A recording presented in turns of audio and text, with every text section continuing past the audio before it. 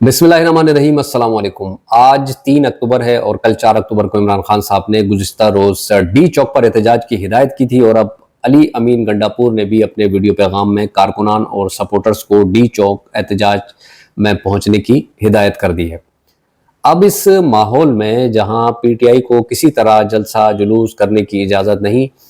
जैसे कि आपने लाहौर, पिंडी और कल फैसलाबाद, मियांवाली वगैरह में देखा कि पुलिस ने पीटीआई वर्कर्स के साथ जो किया, शेलिंग की, डंडे बरसाए, मतलब किसी तरह भी पीटीआई को निकलने ना दिया जाए।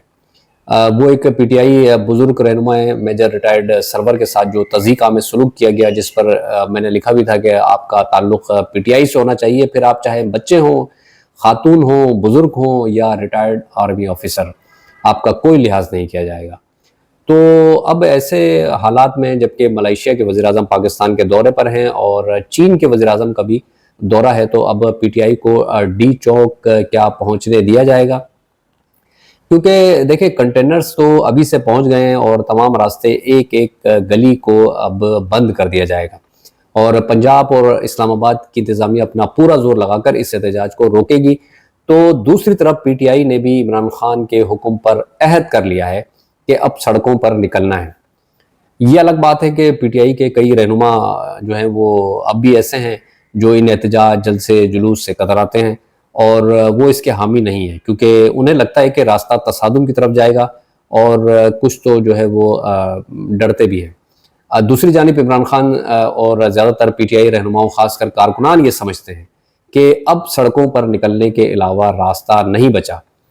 क्योंकि इस वक्त सुप्रीम कोर्ट के सबसे बड़े मुंसिफ आला काजी फाइज ईसा अपने मनसब से वफा नहीं कर रहे और इस पूरे जाली निज़ाम को और एक्सटेंशन अपनी और कुर्सी बचाने की हर मुमकिन कोशिश करते हुए कानून और इंसाफ का जनाजा निकाल रहे हैं। और बहुत से जो कोर्ट रिपोर्टर्स और सहाफ़ी जो हैं वो भी ये बात करते हुए नज़र आ रहे हैं कि काजी फाइज ईसा इस वक्त बिल्कुल कॉम्प्रोमाइज़्ड हैं और वो अपनी नौकरी और ताकत को हासिल करने के लिए कुछ भी कर जाएंगे। काजी फाइज ईसा साहब सिर्फ अपनी एक्सटेंशन के लिए ये सब कुछ नहीं कर रहे, बल्कि वो उनकी भी एक्सटेंशन चाहते हैं और जिन्होंने उन्हें बेलगाम किया हुआ है। और ये बात काजी फाइज ईसा के मफाद में है कि अगर वो अपना भला चाहते हैं तो उनका साया भी अपने सर पर रखें, जिन्होंने उन्हें अब तक बचा कर रखा हुआ है। वो बकौल मतीउल्लाह जान के काजी फाइज ईसा 63 डे का फैसला नहीं बल्कि अपना अपॉइंटमेंट लेटर लिखेंगे। तो एक तरफ तो पीटीआई का एहतजाज है, तो दूसरी तरफ एक और आईनी तरमीमी मसवदा भी तैयार हो चुका है जो पीपल्स पार्टी ने तैयार किया है और बाज़ ज़राए के मुताबिक वो मसवदा मौलाना फजलुर रहमान को भी दिखाया गया है और पहले मसवदे की तरह इस नए मसवदे को भी बताया जा रहा है कि मौलाना फजलुर रहमान ने इसकी हिमायत से इनकार कर दिया है। यहाँ पर सवाल ये पैदा होता है कि मौलाना फजलुर रहमान अगर आइनी तरामीम की मुखालिफत में पीटीआई के साथ हैं, तो क्या इस आइनी तरामीम के ख़िलाफ़ एहतजाज में यानी सड़कों पर भी पीटीआई के साथ निकलेंगे? ये जो है वो दो अलग अलग चीज़ें हैं। मौलाना फजलुर रहमान पीटीआई के साथ फ़िलहाल एहतजाज में शरीक नहीं होना चाहते और कम से कम कल 4 अक्टूबर वाले यानी कल एहतजाज में तो होंगे ही नहीं। इसकी वजह यह है कि देखें, मौलाना फजलुर रहमान के पीटीआई के साथ एक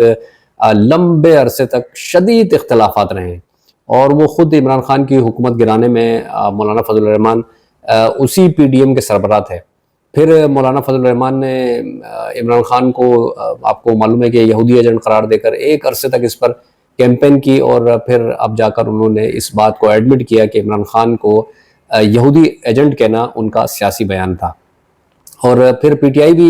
जो है वो मौलाना फजलुर रहमान के हवाले से जो कुछ कहती रही वो भी सब आपके सामने है। तो इतने अरसे के इख्तलाफात के बाद फिर एकदम से इतना बड़ा जो है वो फैसला लेना कि मौलाना की जमात भी पीटीआई के साथ सड़कों पर निकल आए, ये इतना आसान नहीं लगता है, क्योंकि मौलाना फजलुर रहमान से मुलाकातें पीटीआई लीडरान कर रहे हैं। कभी असद कैसर और शिबली फराज, तो कभी आरिफ अलवी और सलमान अकरम राजा। तो मौलाना फजलुर रहमान थोड़े से आप वो कह लें कि कश्मकश में है, क्योंकि इमरान खान ख़ुद तो मौजूद ही नहीं है और पीटीआई क़यादत को मौलाना फजलुर रहमान को ये बताना पड़ता है कि ये जो हम आपसे बात कर रहे हैं ये इमरान खान की तरफ से ही है।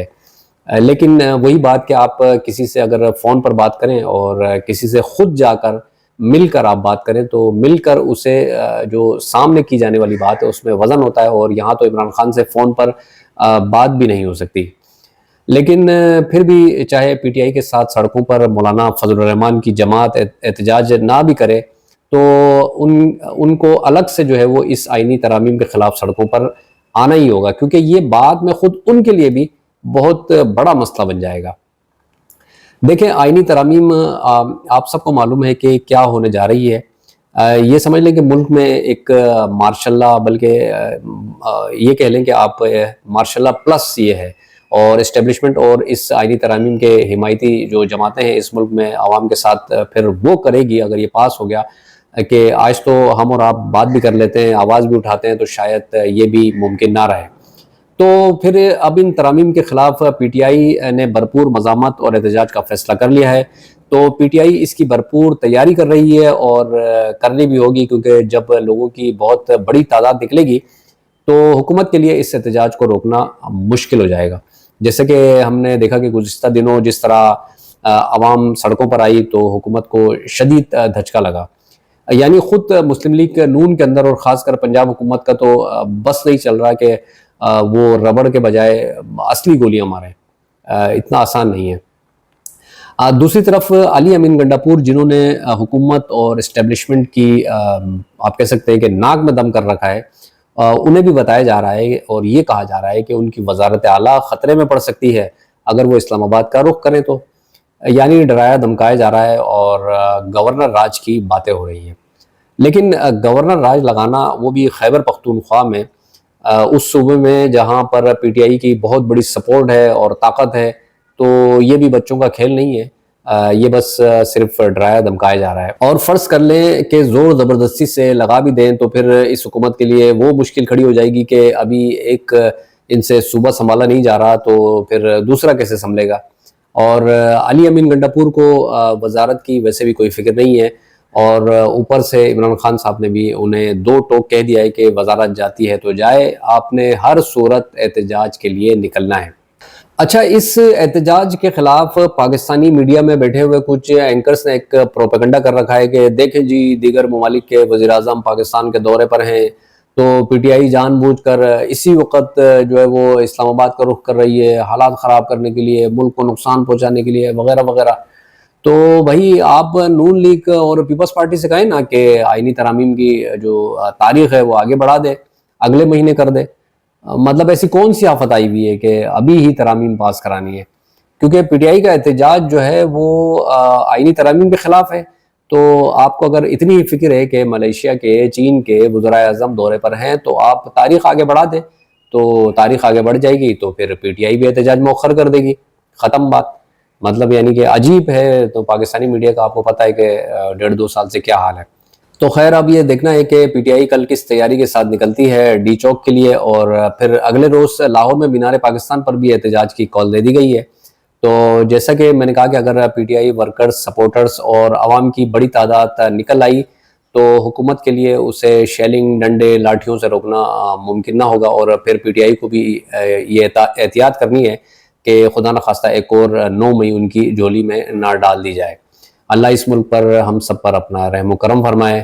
آمین۔ اپنا بہت سارا خیال رکھیں، اللہ حافظ۔